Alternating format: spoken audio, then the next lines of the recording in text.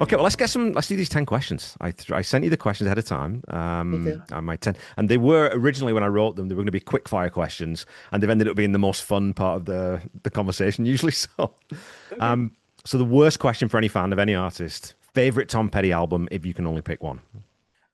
Full Moon Fever and Wildflowers will be my top two. Okay, yeah, I feel like I, Wildflowers. I have a better answer for Wildflowers and not so much Full Moon Fevers.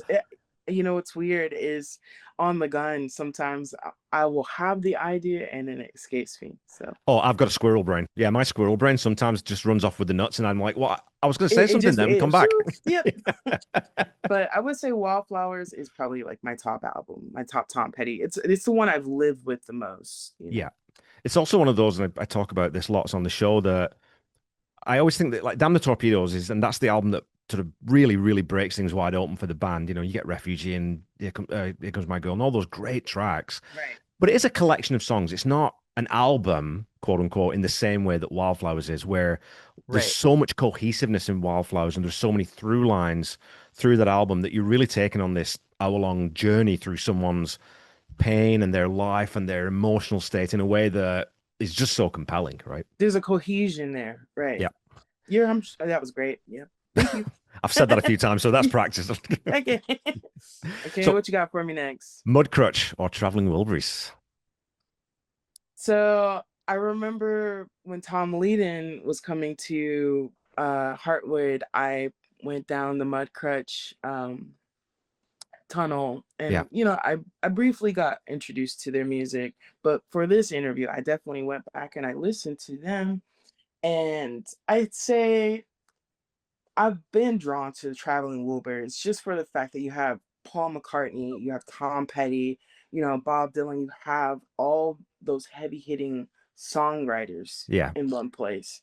I do love Mudcrutch. I feel like what the thing I love about Mudcrutch is so Florida in like what circa 80s or 80s 90s. When I Right. listen to it I feel like I'm in a bar, like I feel like I'm Yeah. playing pool, drinking a Budweiser. It's just very Florida to me. Yeah, it's got that real sort of simplicity to it in a way, and not in a that's not obviously not a derogatory term when we say simple, but it's got that kind of loose. We're just going to play some songs now. We're just going to play some rock It and roll. feels fun, and that's Yeah, what it feels like to me. It yeah, feels very fun. Also, I do want to say like the licks that are going down. I think Mike Campbell was on guitar for that. I mean, some real true country licks. yeah. That yeah. So I do enjoy Mike Cratch, but Traveling Wilburys. This is supposed to be quick fire. I'm Yeah. long winded. Oh Sorry no, about no, that. it's always long-winded. Well, when we talked about guitar players, we didn't really talk about Mike Campbell, and that's been one of the revelations of doing this podcast for me is just how unbelievable that guy is at writing and playing exactly the right thing in every song he's ever played on. It's unbelievable. Yeah, Mike Campbell is incredible, and people don't realize that his reach is so far. Like D'Angelo just recently passed, and I found out, I don't even remember how, but Mike Campbell played on a D'Angelo album. What was the song? I think it wasn't. Oh, see, this is why my memory when I want to think. But seeing a Mike Campbell credit under a D'Angelo album, I Yeah. was like, what is he doing on there? Yeah. It But just he's turns so up. perfect. Yeah. He's perfect with his playing. Okay, if you could have joined the Heartbreakers on stage for one song, which song would it be? And would you play and sing? Play or sing?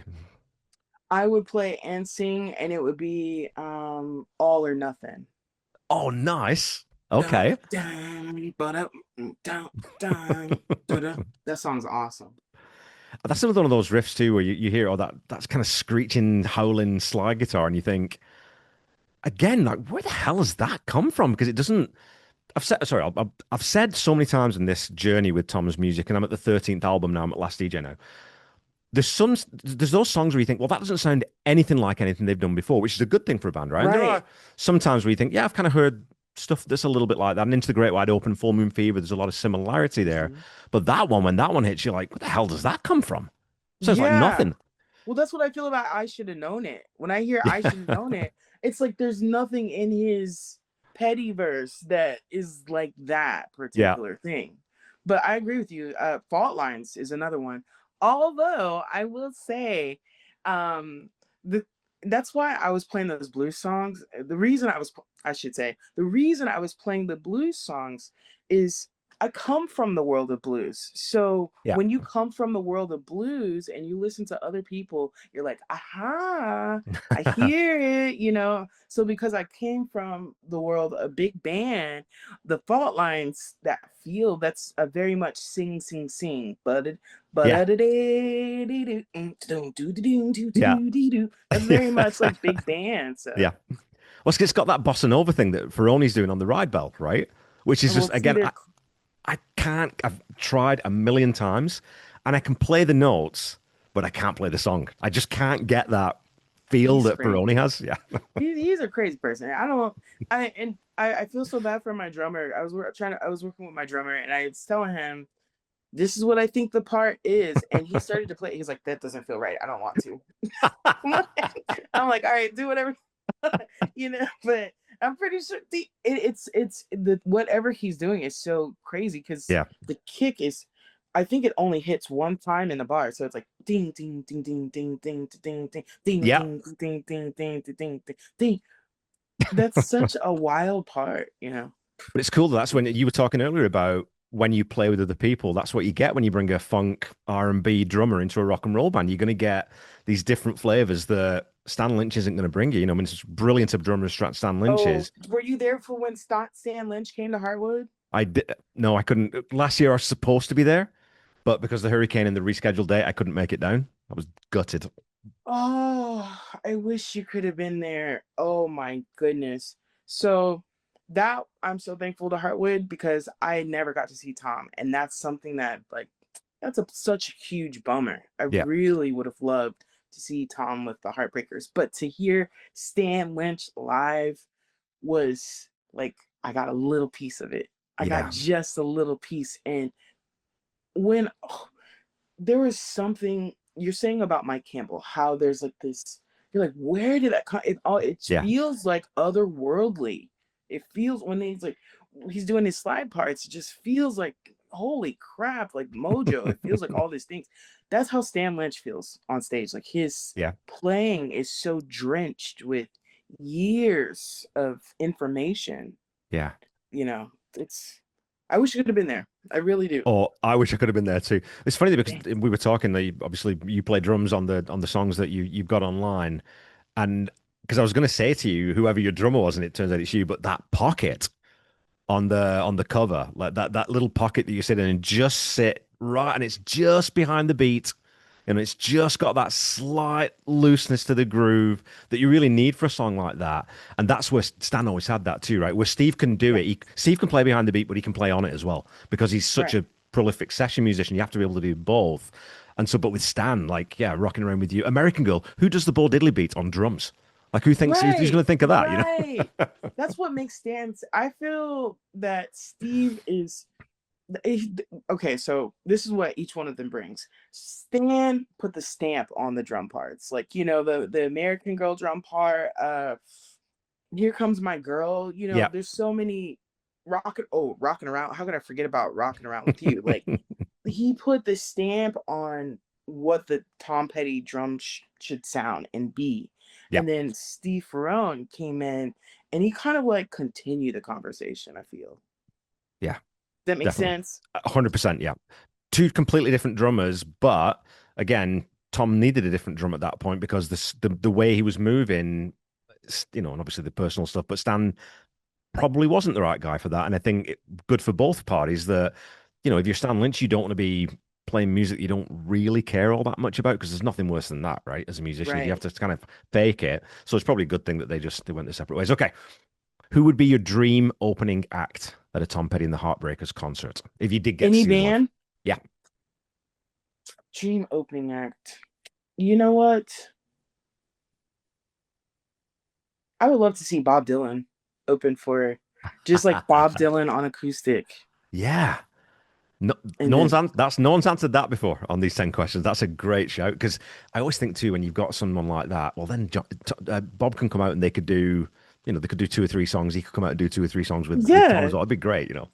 right. So, and then Bob would like give you just the solo singer songwriter thing with the lyrics, get you primed for Yeah. listening to Tom's lyrics, and then Tom hits you with the groove and the with the lyrics. You know, So are you a Dylan fan as well, generally, or is huge Dylan yeah, fans. yeah, yeah?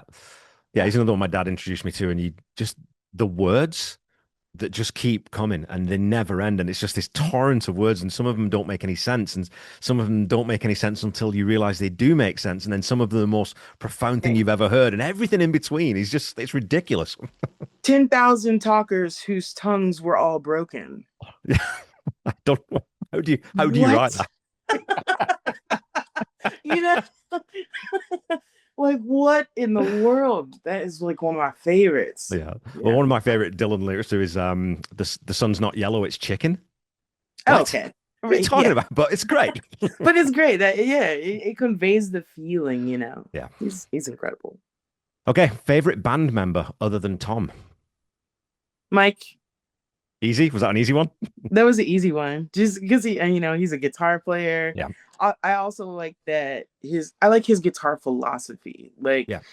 um, you'll find, and I think as a musician, you probably recognize this. You know, I hear that in your questions when you hear a musician. It's how they sound is 90% their attitude as a person. Yeah. You know what I mean? So if someone's really uptight, they're going right, but if they're laid back, Yeah. the sound. And so Mike Campbell is such a laid back guy. His style feels so laid back, and Yeah. then also his whole philosophy is like, I just want to say what I have to say and get done. Yeah. So he, you know, when you listen to his solo, it's like, dang, you said it, you know. Well, and just I think the thing that again, like I said, that revelation that Campbell's this another genius within this band, that he was just happy to be part of the band. Like he never, had all these licks, Boys of Summer. Hmm. A lot of musicians after that song was a huge hit for Don Henley might have thought, well, hang on a minute.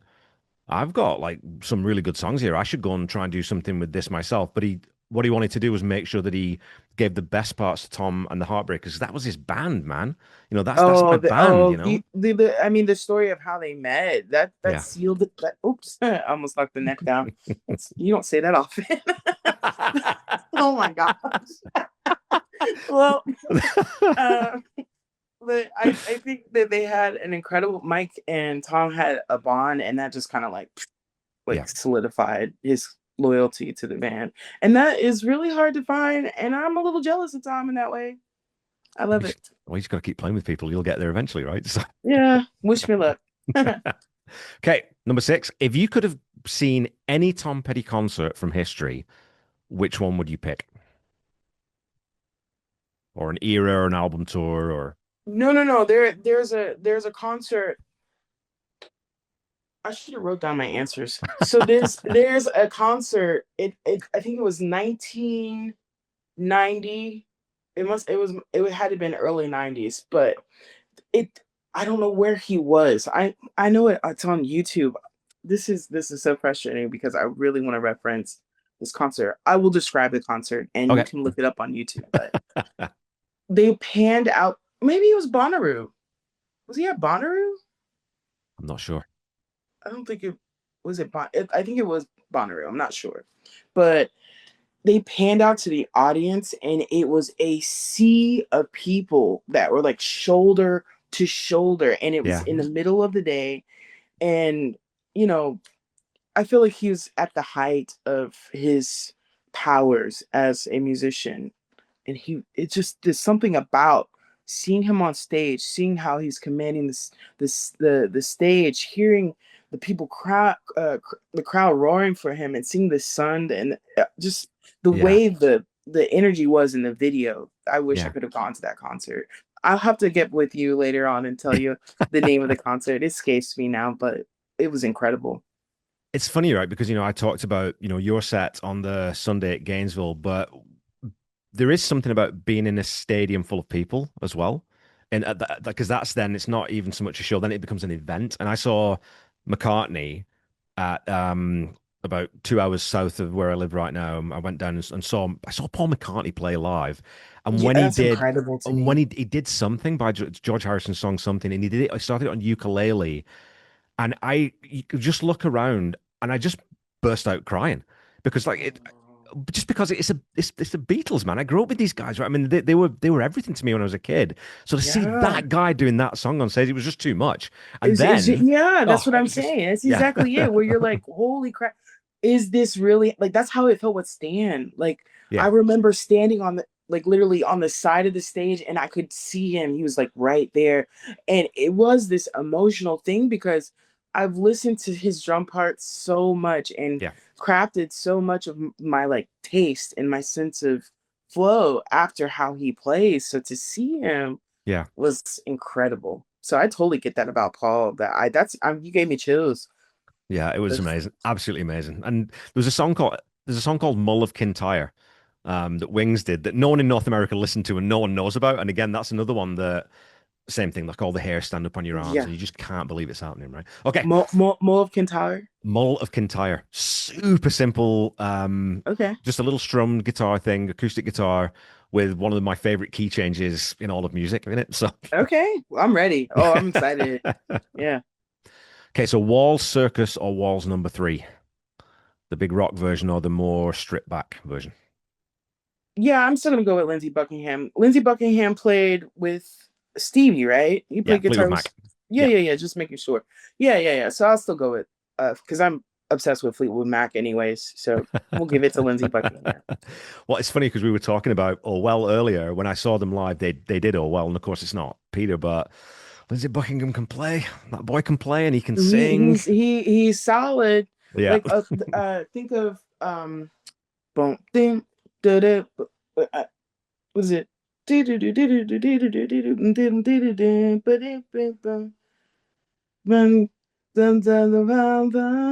what's it? I, now my brain's turned to mush all of a sudden. I can't think of the name of the dang song. Oh, one time? No, no, no. Hold on. I'm gonna grab my guitar really quick. Sure. I'm just gonna grab my guitar so it's. Again, so you're talking to a guitarist when that sentence comes out of the mouth. You know they're a real guitarist. Hang on, just let me get my guitar. I can't think without my guitar.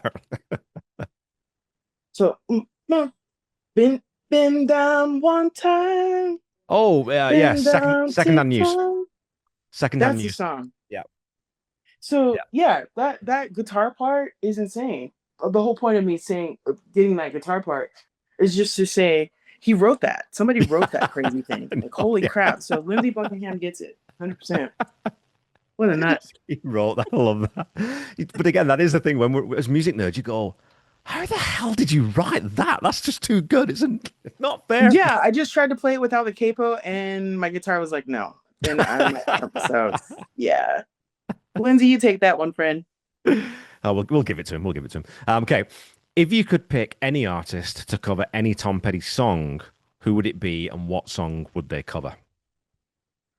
Ooh, Prince Mm. covering You Got Lucky. Oh, wow. With those synths, that would be cool. That would be Wouldn't that be interesting. nasty? Yeah. I'd That'd love be to see what he do funky. that. Did you see him? Did you see the mashup where Prince came out on stage for My Guitar Gently Weeps? I, it's just, I mean, I have this argument with people, with guitar friends of mine all the time. They said, yeah, everyone talks about it being, so good, and he's not playing it. I'm like, nah, dude, come on. That's for me. That's the best live guitar solo I've ever seen captured on. I'm sure that people have done more impressive things, but for me, it was theatrical. It Yeah. was melodic. It was varied. He was Hmm. changing between, he was doing double stops, he's doing bends, he's doing slides, he's kind of just throwing the entire repertoire of what a guitar player can do with a guitar and still made it fit into a song that is so iconic on its own. That's a trick Right. that no one should be able to do that. That's ridiculous. I think Tom Petty, see, this is my thing with that performance in particular. I think Tom Petty knew what he was doing. I don't think Prince would have ended up on that stage if Yeah. Tom Petty didn't sign off on it and wanted that to happen. Yeah. Same thing with Steve Ferrone. I think that he chose. He's like, I want to hear these sounds, and I remember seeing in the clip where no, Tom Petty's just like looking at Prince like, Yeah. what? Yeah. Yeah. It's the yeah. So I would love to hear Prince do uh You got lucky. That would be you so got lucky. good. My favorite bit, we'll move on, but my favorite bit of that performance though is there's a little moment where the camera's kind of on Prince and it's kind of a close up and he kind of looks aside and he goes and he sort of gives him the yeah, that was Yeah, cool, hey. And again, that's the thing with musicians, they love that, right? If you're seeing right. someone, you're on stage with someone or you're playing someone with someone and they do something that cool, you'd be like, this is the greatest night of my life, you know? So Oh yeah. It's good to have that affirmation, that like, hey, my I don't suck on stage, this guy thinks I'm okay. yeah. So And he's wrote it's a a few good songs. thing. He knows what's what. So Right. okay, so what song do you most frequently recommend to people who don't know Tom's music, if such a thing exists? Oh man. It's gotta be a cross between Don't Fade on Me, just because that song is just so incredible. His Yeah, songwriting in that song and Mike Campbell's guitar playing, I feel like it's like the core of what Tom Petty is. And it's yeah, so that's a great one. I also always send people to Wildflowers. I think that yeah, again, that's when you're looking for an album, one of the things that makes an album great is that you can put on track one and go all the way through the whole album and feel like you learned something, yeah. experienced something. And so I would say Wildflowers. Did you play "Don't Fade on Me" on that pop up on the Friday? Yeah, I thought like 'cause I knew there's someone who played it and I couldn't bloody remember. I thought it must have either been Shine or, and then I can't think who else would have done it because no one else would have taken that one on acoustic guitar. So awesome. Yeah, it's such a great song. And it's so otherworldly. It's just that's what I mean. When I think about Tom Petty and like if you want to get to know what he is this I don't know how he does it, but it's like Florida meets otherworldly. Like he has a Yeah, song that he does with Mudcrutch, I'm a lover of the bayou. yeah, Where he's like explaining like I love this deep roots folksy kind of thing. And I think that that's who he is. yeah. That's what it is. So Don't Fade on Me feels like that to me. Amazing. Okay, describe Tom Petty in 3 words. Ooh. Authentic, um, authentic, magical, hmm, and dynamic.